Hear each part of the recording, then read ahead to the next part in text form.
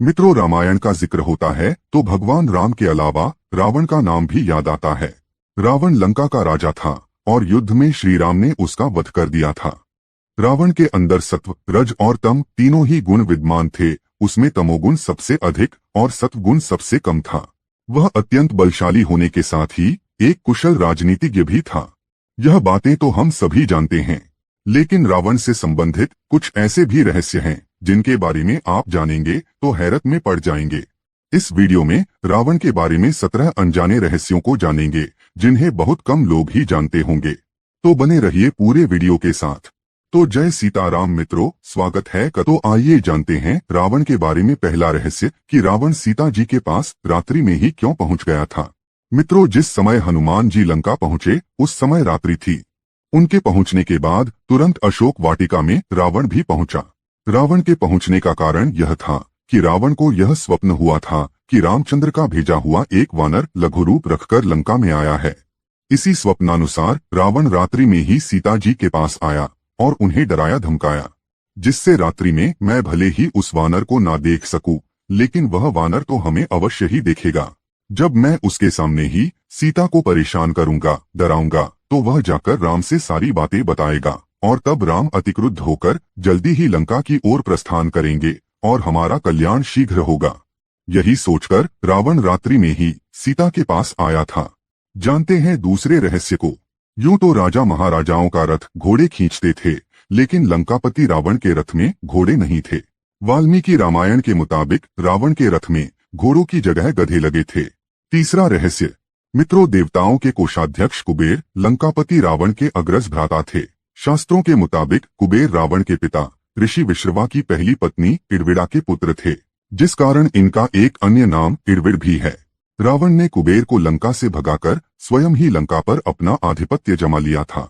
यही नहीं, कुबेर का पुष्पक विमान भी रावण ने अपने कब्जे में ले लिया था। आइए जानते हैं चौथे रहस्य को। मित्रों, अत्यंत तीव्र बुद्धि वाले रावण को कोई वश में भी नहीं कर सकता था। असीम शक्तिशाली रावण मानसिक तथा शारीरिक रूप से सबसे अधिक प्रबल था। ग्रहों की स्थिति बदलने की शक्ति रखने वाला रावण एक अत्यंत ज्ञानी ब्राह्मण था। अपने पुत्र मेघनाद के जन्म पर रावण ने सभी ग्रह को मेघनाद के 11वें ग्रह में रहने का निर्देश दिया था, परंतु शनिदेव ने ऐसा करने पर आपत्ति जताई और 12वें ग्रह में स्थापित हो गए, तो रावण ने शनि को कारावास में डाल दिया था।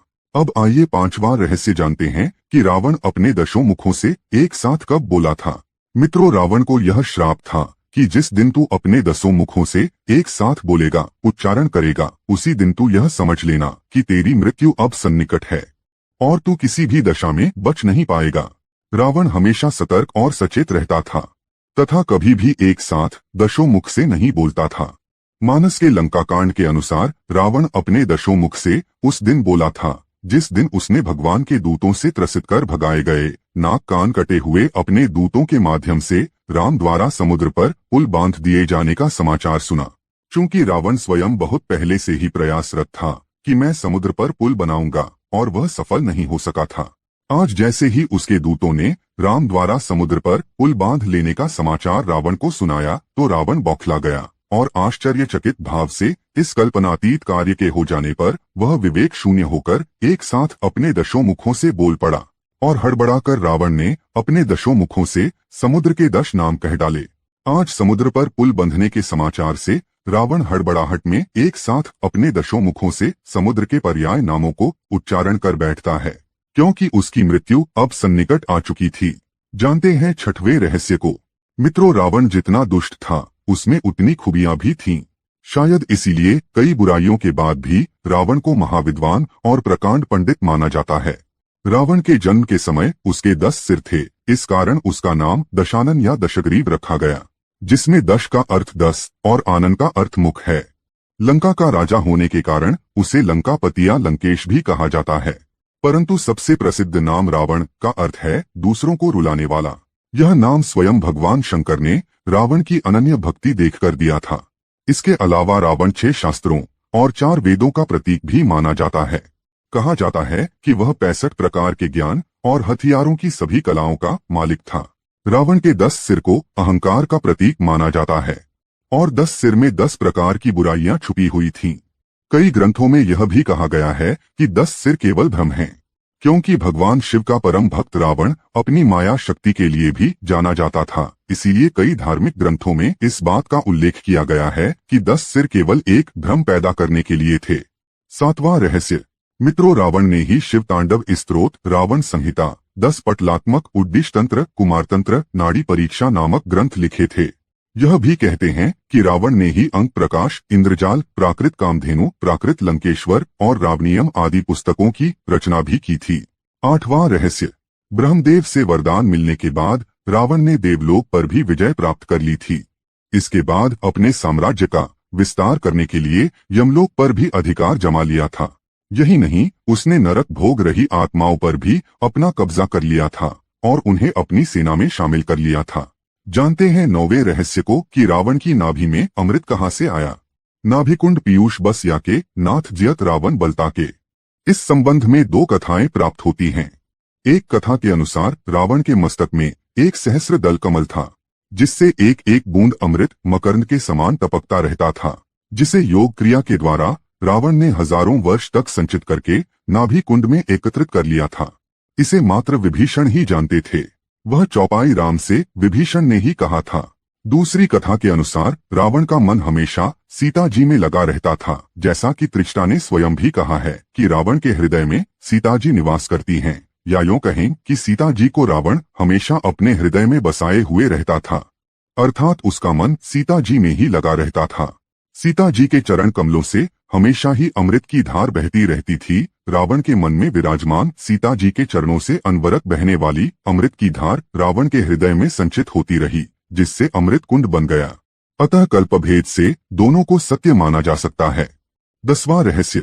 मित्रों, रावण कवि, संगीतकार, वेदज्ञ होने के साथ साथ ही वह आयुर्वेद का जानकार भी था। रावण को रसायनों का भी अच्छा खासा ज्ञान था।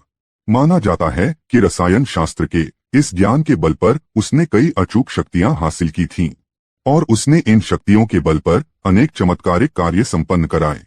मित्रों, हर व्यक्ति को जड़ी बूटी और आयुर्वेद का ज्ञान रखना चाहिए, क्योंकि जीवन में इसकी उपयोगिता बहुत होती है। जानते हैं 11वें रहस्य को। मित्रों, रावण और कुंभकर्ण भगवान विष्णु के द्वारपाल थे। जय और विजय नामक द्वारपाल बैकुंठ में भगवान की सेवा द्वार रक्षकों के रूप में कर रहे थे।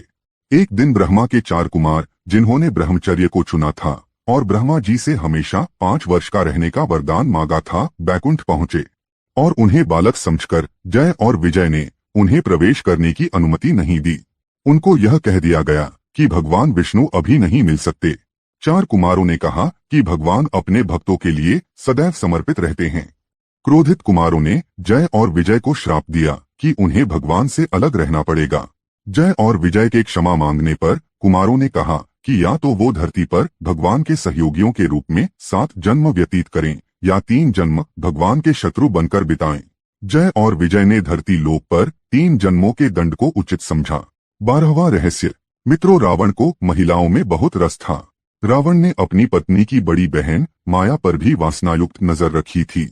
इसके अलावा रावण ने विष्णु भक्त तपस्विनी वेदवती का शील भंग करने का प्रयास किया था, जिसके चलते उन्होंने अपनी देह त्याग दी थी और रावण को शाप दिया कि एक स्त्री के कारण ही तेरी मृत्यु होगी।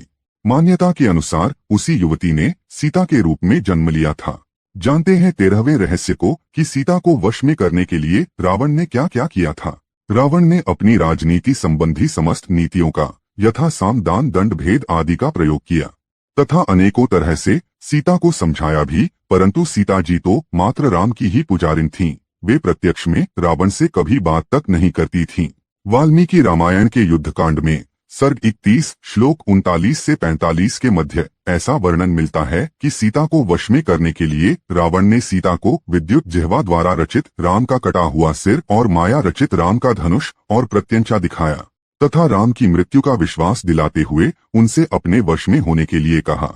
उसी कांड के सर्ग 32 के अनुसार सीता को राम के मारे जाने का विश्वास भी हो गया और वे विलाप करके नाना प्रकार से अन्यथा बातें सोचने लगीं। इसी कांड के सर्ग 33 श्लोक 16 के अनुसार विभीषण की पत्नी शर्मा ने सीता को समझाया और कहा कि मैंने स्वयं राम का दर्शन किया है, वे सेना सहित समुद्र तट पर सुरक्षित हैं। इसके बाद सीता रावण का निश्चित विचार जानने की इच्छा से शर्मा को अवगत कराती हैं। तथा सरमा रावण के यहाँ उसका निश्चय जानने के लिए जाती हैं। इस तरह रावण ने मृत्यु पर्यंत तमाम तरह से सीता को डरा धमकाकर लालच देकर हर तरह से वश में करने का प्रयास किया, किंतु असफल रहा। उसकी कोई चाल सफल नहीं हो सकी। 14वां रहस्य। मित्रों, मान्यताओं के अनुसार रावण की नाभि में शक्ति बाण लगने के बाद वह धराशायी हो गया था। इस दौरान कालचक्र ने जो रचना की उसने रावण को पूजने योग्य बना दिया। यह वह समय था जब राम ने लक्ष्मण से रावण के पैरों की तरफ खड़े होकर सम्मान पूर्वक नीति ज्ञान की शिक्षा ग्रहण करने का आदेश दिया था, क्योंकि धरातल पर न कभी रावण के जैसा कोई ज्ञानी पैदा हुआ और न कभी होगा। रावण का यही स्वरूप पूजनीय है। इसी स्वरूप को ध्यान में रखकर कुछ लोग रावण की पूजा करते हैं। 15वां रहस्य। मित्रों, माना जाता है कि राम के साथ युद्ध पर जाने से पहले रावण ने एक युक्ति लगाई। अत्यंत ज्ञानी और सिद्ध होने के कारण वह शरीर और आत्मा के रहस्य और भेद को जानता था। वह मृत्यु का वास्तविक अर्थ समझता था, इसलिए उसने एक साधु से संधि की। उसने अपनी आत्मा को एक साधु के पास कुछ समय के लिए सुरक्षित रख दिया था। साधु का नाम अग्निनेत्र था। अग्निनेत्र को रावण की आत्मा की रक्षा तब तक करनी थी जब तक रावण युद्ध से वापस नहीं आ जाता। युद्ध के दौरान राम जी ये देखकर हैरान थे कि उनके द्वारा किए जाने वाले प्रहार का रावण पर कोई असर नहीं हो रहा था। लेकिन रावण की आत्मा का रहस्य उस साधु के अतिरिक्त राम के सहयोगियों में से किसी एक को पता था। उसने रावण का रूप धर लिया और अग्निनेत्र साधु के पास रावण की आत्मा लेने के लिए गया। साधु ने उसे रावण समझकर रावण की आत्मा को वापस लौटा दिया, जिसके पश्चात राम जी ने रावण के नश्वर शरीर का अंत कर दिया। मित्रों, यहाँ पर अग्निनेत्र का मतलब तीसरी आंख, आज्ञा चक्र यानी अंतरचक्षु, अंतर्ज्ञान या चेतना का प्रतीक है। वही आपकी आत्मा की रक्षा करता है, वही आपकी वास्तविक शक्ति है। बाहरी परिस्थितियों के वश में आकर अगर आपका अपनी अंतरचेतना से रिश्ता टूट गया तो आपको जीवन के हर मार्ग पर भटकाव और असफलता ही हाथ लगेगी। जानते हैं 16वें रहस्य को। मित्रों, आचार्य चतुर्सेन द्वारा रचित बहुचर्चित उपन्यास वयम रक्षामः तथा पंडित मदन मोहन शर्मा शाही द्वारा 3 खंडों में रचित उपन्यास लंकेश्वर के अनुसार रावण शिव का परम भक्त, यम और सूर्य तक को अपना प्रताप झेलने के लिए विवश कर देने वाला, प्रकांड विद्वान, सभी जातियों को समान मानते हुए भेदभाव रहित समाज की स्थापना करने वाला था।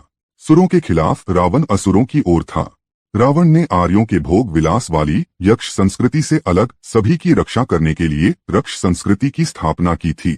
जानते हैं 17वां रहस्य कि रावण ने सीता जी को जबरन पटरानी क्यों नहीं बनाया।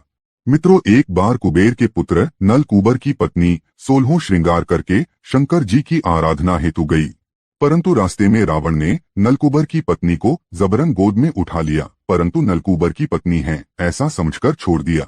बाद में जब नलकूबर को यह बात पता चली तो उन्होंने रावण को शाप दे दिया कि आज के बाद यदि फिर कभी तू किसी पराई स्त्री को उसकी इच्छा के बगैर उसका भोग करेगा तो तुम्हारी खोपड़ी के 7 टुकड़े हो जाएंगे। इसी भय से रावण ने सीता जी को जबरन पटरानी नहीं बनाया और न ही उन्हें अपने साथ घर ही ले गया। लगभग इसी तरह की कथा वाल्मीकि रामायण के युद्धकांड में सर्ग 13 में श्लोक 11 से 14 तक भी मिलती है कि एक बार रावण आकाश मार्ग से ब्रह्म भवन को जा रही पुंजकस्थला नामक अप्सरा के जबरन वस्त्र उतारकर उसका उपभोग किया था। ब्रह्म भवन जाने पर जब ब्रह्मा जी को यह बात पता चली तो उन्होंने अपने प्रपौत्र रावण को शाप दे दिया था कि यदि आज से तू किसी पराई स्त्री के साथ जबरन समागम करेगा तो तेरी खोपड़ी के 100 टुकड़े हो जाएंगे। इस डर से भी रावण ने सीता जी को जबरन पटरानी नहीं बनाया। दोनों कथाएं कल्पभेद से सत्य हैं। अब आइए इस वीडियो का 18वां और अंतिम रहस्य को जानते हैं कि रावण का वरुण, यम, कुबेर तथा इंद्र और वायु से कब युद्ध हुआ था। इस भ्रम के संबंध में एक बार राजा मरुत के यहाँ यज्ञ में वरुण, कुबेर तथा इंद्र उपस्थित थे।